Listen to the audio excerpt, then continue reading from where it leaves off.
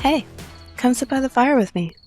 If you were here last time, welcome back. And if you're new, welcome to the campfire. There's no shame here, only curiosity. So today we're talking about why your brain sometimes reacts like everything is a fucking bear. And I have possibly the perfect story to explain this one. Unfortunately, it is at my expense. So, let's get into it. Have you ever had to pee while you're out fishing? Because this is something they don't put in the tourism commercials. They show you the beautiful lake, the sunrise, the fish jumping. They don't show somebody crawling into the bushes at 7 o'clock in the morning trying not to piss themselves. Hell no. So, early morning fishing trip, coffee's done its job, and damn, I had to go for a pee, that is. We pull up along the shoreline, I climb out of the boat, head into the bushes, find myself a nice private spot, one without any poison ivy or any of that kind of stuff. Get all situated, and I'm just about to pee, and snap, branch breaks in the bush, and then a shuffle. It's a little ways away, but I can hear something moving around, and it sounds big. Let me tell you, those pants came up so fucking fast, I don't even remember doing it. I think my nervous system actually dressed me. Then I took off, full sprint, right back to the boat. I swear, I launched myself into that thing from like 10 feet away. I'm pushing us off the shoreline, my heart's pounding, the adrenaline's going. I look behind me because clearly there is going to be a goddamn giant big old black bear coming out of the bush. However, out of the bushes waddles a fat squirrel. I mean, this little chunky little bastard was just looking for snacks. He wasn't chasing me. He wasn't threatening me. In fact, it was like Alvin's overweight little cousin. He was probably just wondering why some half-dressed lunatic just launched themselves into a boat. Once my heart returned from somewhere near my throat, I started laughing. And so did the other person in the boat, because my brain hadn't waited to find out actually what had made the noise. It heard the snap, it heard the noise, and it went bear immediately. And that's what we're talking about today. So remember last episode I introduced the living forest. Well, today you're meeting somebody who spends a lot of time up in the forest watchtower. I call them Frank. Frank isn't literally a part of your brain, but it's a name that we're going to give a part of your brain. It's our campfire character for understanding some of the brain's protective threat detection systems. The amygdala is part of that story, along with other interconnected brain regions. But we're going to call the alarm-happy bastard Frank because it's easier to remember, and Frank has one job. That's to keep your ass alive. And Frank takes that job very fucking seriously. Frank doesn't care that you have a presentation at 9, doesn't care that you're trying to communicate calmly with your spouse. Frank doesn't care that the thing in the bushes is just a squirrel. If it's potential danger, alarm. And then here's the really cool part. Your brain isn't simply waiting for the world to happen and then calmly deciding what everything means. It's actually constantly using incoming information alongside past experiences to make predictions. So when I heard that branch snap, my brain had incomplete information. All it knew was that something moved, I'm in the bush, there could be bears exist.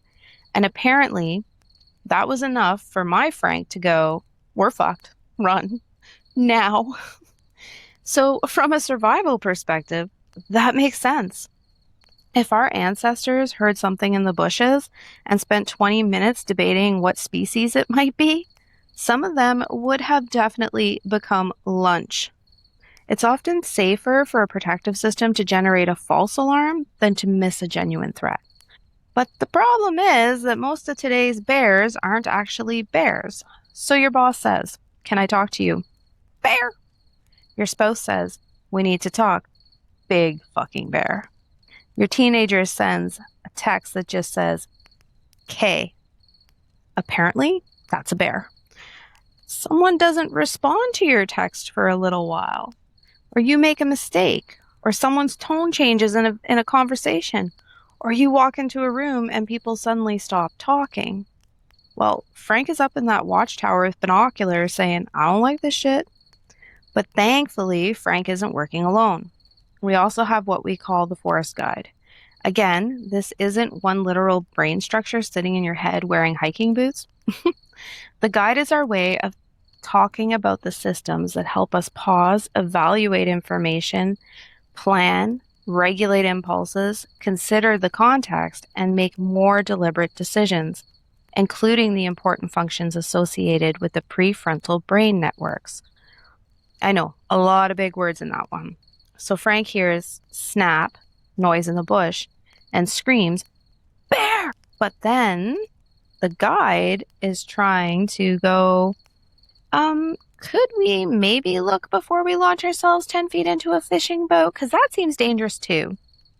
The problem is when our stress response gets really fired up, some of those higher order thinking abilities can become harder to access effectively.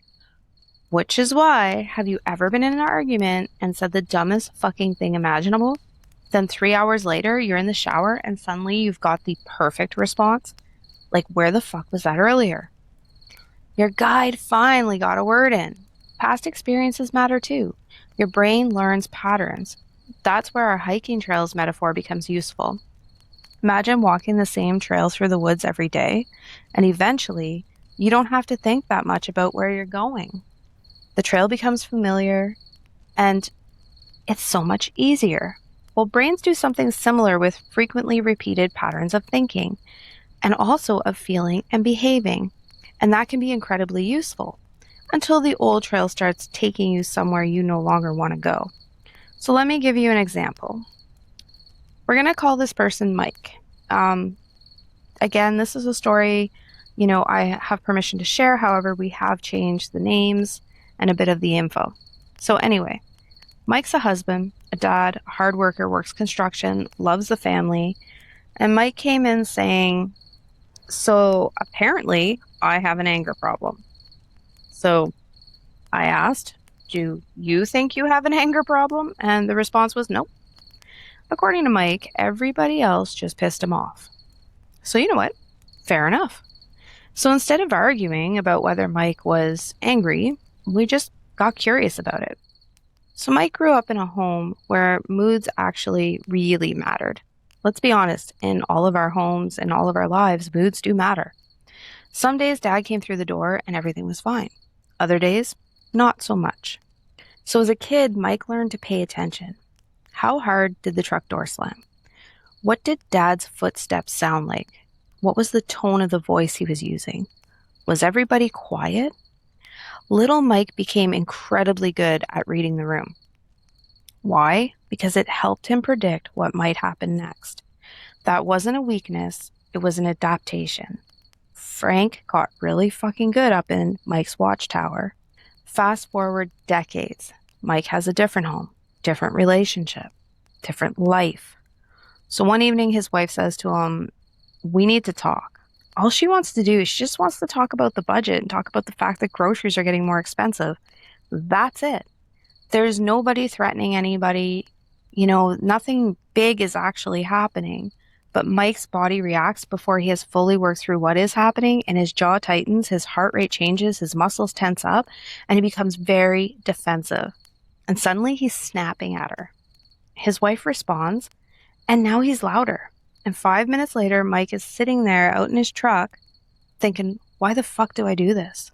Because inside of Mike's brain, Frank had found an old trail. Conflict had historically meant prepare yourself. The problem wasn't that Mike's brain was defective. The protective response made sense in the context where it developed. It wasn't just particularly useful anymore. And this is the part that I really want you to hear. Understanding this and understanding that, the brain was looking at old pathways doesn't excuse Mike's behavior, right? His wife still deserves to be treated respectfully. Mike is still responsible for what Mike does. Understanding gives Mike somewhere to intervene, somewhere to start. Instead of saying to himself, I'm just an asshole, and repeating the behaviors, we can ask, what happened right before Frank in the brain sounded the alarm? And that gives us an actionable behavior to go on. And this is where neuroplasticity becomes so important. Old trails can be strong, but we can practice new ones. Mike can notice the jaw tightening, pause, feel his feet, take a slower breath, ask for a minute before continuing the conversation, and come back to it. He can listen, actually find out what she wants to talk about, and it gives him the opportunity to respond differently. And every time he practices that, He's giving his nervous system another experience. It's no longer the idea that conflict equals catastrophe, but instead conflict can happen and I can stay present again and again and again. And that's how the new trail starts to become easier to walk. It takes practice and it takes time, but it is possible. Neuroplasticity is amazing. So here's today's trail marker. The next time you feel a big reaction beginning, don't immediately tell yourself to calm the fuck down. And don't shame yourself for having it. Instead, pause, look around, and ask, is this actually a bear or might it be a squirrel? Maybe it is a bear, maybe it is something, maybe there is real danger that's existing. And we want the protective systems capable of responding when we genuinely need them. But sometimes it's just discomfort, uncertainty, an old association. Or it might be a tone that we recognize from the past, or a difficult conversation we don't really want to have, but we need to. Or it could just be a fat squirrel looking for breakfast. Simply noticing the difference gives our guide a chance to join the conversation. It gives our prefrontal cortex, which is the guide, the ability to weigh in on what's happening. I mean, let's be honest, sometimes if we all just took and paused and had one moment to breathe, shit wouldn't hit the fan as much. We'd actually be able to get through stuff and we wouldn't be so fucking stressed out in today's world. Like when an email comes through or a notification on your phone, instead of just freaking, if you took a minute, took a deep breath, read it, and actually tried to identify why you're reacting the way you're reacting, we might be able to respond a little bit easier. Anyways, so if Frank the amygdala loses their shit this week, don't hate Frank. Frank's doing the job that the Watchtower learned to do. Instead, get curious. What did Frank notice? What old trail did your brain find? And what does the guide, the prefrontal cortex, know about what's happening right now? What does it actually identify? Can it see if it's actually a danger? What new trail do I want to practice? That's roots in real life. It's not perfection. It's awareness, regulation, choice, repetition. So take a deep breath, unclench your jaw, let your shoulders soften and drop down from your ears. Feel your feet underneath you and notice you're here. Remember, you are not broken. You are becoming. Every challenge you've faced, every lesson you've learned, and every step you've taken has shaped the person you are today. So keep tending to your roots, because everything that grows above the surface begins below it. There is beauty in the struggle. There is wisdom in uncertainty. There is growth in discomfort. And there is always a little magic waiting to be found in the mess. Because that, my friends, is the messy magic of being human. So thanks for sitting by the fire with me. And remember, before you launch yourself 10 feet into a fishing boat with your pants half done up, maybe check for squirrels. I'll see you around the fire. Have a good day. Until next time.